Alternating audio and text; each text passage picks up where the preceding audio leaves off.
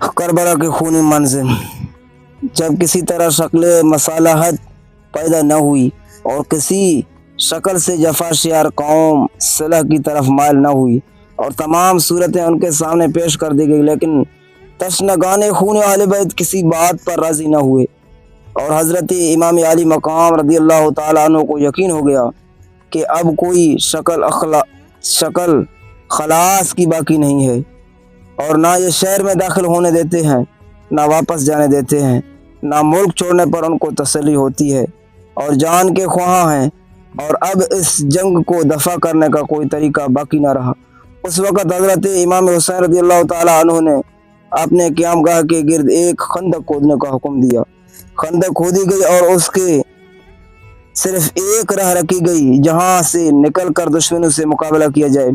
خندق میں آگ جلا دی گئی تاکہ اہل خیمہ دشمنوں کے ایذا سے محفوظ رہیں۔ 10 محرم کا قیامت نما دن آیا۔ جمعہ کی صبح حضرت امام علی مقام نے تمام اپنے رفقا اہل بیت کے ساتھ فجر کی وقت اپنی عمر کی آخری نماز باجماعت نہایت ذوق و شوق، تضرع و خشوع کے ساتھ ادا فرمائی۔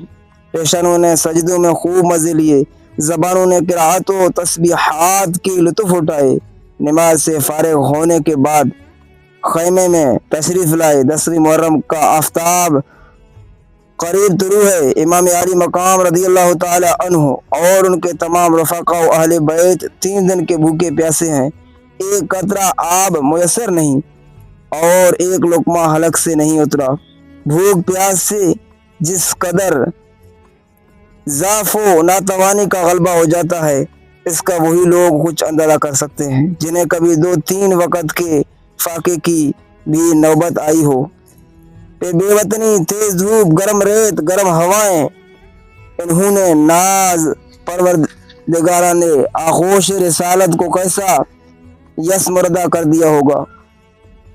ان غریبہ نے بے وطن پر جو جفا کے پہاڑ توڑنے کے لیے 22,000 فوج اور تازہ دم لشکر تیر و تبر تھے، وہ وسعاں کے مسلح صفیں باندھے موجود جنگ کا نگارہ بجا دیا گیا، اور مصطفیٰ جان رحمت صلی اللہ تعالی وسلم کے فرزند اور فاطمہ الزہرا رضی اللہ تعالی عنہا کے جگر بند کو مہمان بنا کر بلانے والی قوم نے جانوں پر کھیلنے کی دعوت دی۔ حضرت امام علی مقام نے عرصہ کا رضار میں تشریف فرما کر ایک خطبہ فرمایا جس میں بیان فرمایا کہ خون ناحق حرام اور غضب الہی عز و جل کا موجب ہے۔ میں تمہیں آگاہ کرتا ہوں کہ تم اس گناہ میں مبتلا نہ ہو۔ میں نے کسی کو قتل نہیں کیا، کسی کا گھر نہیں جلایا، کسی پر حملہ آور نہیں ہوا۔ اگر تم اپنے شہر میں میرا آنا نہیں چاہتے تو مجھے واپس جانے دو۔ تم سے کسی چیز کا طلبگار نہیں، تمہارے در پہ آزار نہیں۔ تم کیوں میرے جان کے در پہ ہو اور تم کس طرح میرے خون کے الزام سے بری ہو سکتے ہو؟ روز محشر تمہارے پاس میرے خون کا کیا جواب ہوگا؟ اپنا انجام سوچو اور اپنی عاقبت پر نظر ڈالو، پھر یہ بھی سمجھو کہ میں کون اور بارگاہ رسالت میں کس چشم کرم کا منظور نظر ہوں۔ میرے والد کون ہیں اور میری والدہ کس کی لخت جگر ہیں؟ میں انہیں بطول زہرا کا نور دیدہ ہوں جن کے پل صراط پر گزرتے وقت عرش سے ندا کی جائے گی کہ اے اہل محشر، سر جھکاؤ اور آنکھیں بند کرو کہ حضرت خاتون جنت رضی اللہ تعالی عنہا پل صراط سے 70,000 حوروں کو رکاب سعادت میں لے کر گزرنے والی ہے۔ میں وہی ہوں جس کی محبت کو سرور دو عالم صلی اللہ تعالی علیہ وسلم نے اپنی محبت فرمایا۔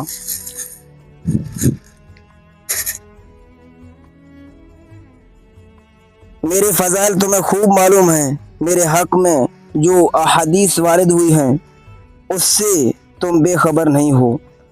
اس کا جواب یہ دیا گیا کہ آپ کے تمام فضائل ہمیں معلوم ہے، مگر اس وقت یہ مسئلہ زیر بحث نہیں ہے۔ آپ جنگ کے لیے کسی کو میدان میں بھیجیں اور گفتگو ختم فرمائیں۔ حضرت امام علی مقام رضی اللہ تعالیٰ عنہ نے فرمایا، میں حجتیں ختم کرنا چاہتا ہوں تاکہ اس جنگ کو دفع کرنے کی تدابیر میں سے میرے طرف سے کوئی تدبیر رہ نہ جائے، اور جب تم مجبور کرتے ہو تو بمجبوری و ناچاری مجھ کو تلوار اٹھانا ہی پڑے گی۔ ہنوز گفتگو ہو رہی تھی کہ گروہ آدھا میں سے ایک شخص گھوڑا دوڑا کر سامنے آیا جس کا نام مالک بن عروہ تھا۔ جب اس نے دیکھا کہ لشکر امام کے گرد خندق میں آگ جل رہی ہے اور شعلے بلند ہو رہے ہیں اور اس تدبیر سے اہل خیمہ کی حفاظت کی جاتی ہے، تو اس گستاخ بد باطن نے حضرت امام علی مقام رضی اللہ تعالیٰ عنہ سے کہا کہ اے حسین رضی اللہ تعالیٰ عنہ، تم نے وہاں کی آگ سے پہلے یہاں آگ لگا لی۔ حضرت امام علی مقام رضی اللہ تعالیٰ عنہ نے فرمایا کہ کذبت و یا عدو اللہ، اے دشمن خدا، تو کاذب ہے، تجھے گمان ہے کہ میں دوزخ میں جاؤں گا۔ مسلم بن اوسجہ کو مالک بن عروہ کا یہ کلمہ بہت ناگوار ہوا اور انہوں نے حضرت امام علی مقام رضی اللہ تعالیٰ عنہ سے اس بد زبان کے منہ پر تیر مارنے کی اجازت چاہی۔